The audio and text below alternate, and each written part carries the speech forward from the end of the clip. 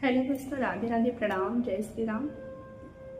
मैं प्रियंका पांडे आप लोग के बीच बहुत ही प्यारा सा सावन स्पेशल शिव जी का कजरी गीत प्रस्तुत कर रही हूँ। आप लोग सुनिए और कमेंट्स में ज़रूर बताएं कि गीत आप लोग को कैसा लगा।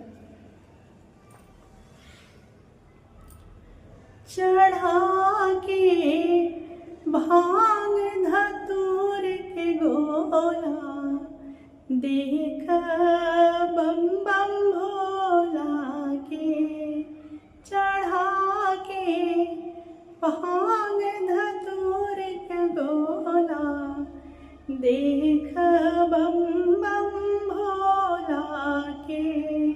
चढ़ा के भांग धतूर के गोला, देख बम बम भोला के।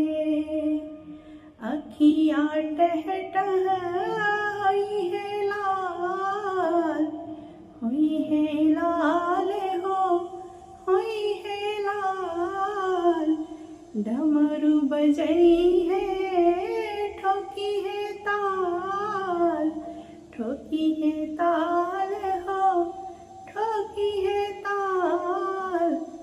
नाची है भूत प्रेत नंद टोला, देख बम बम भोला के।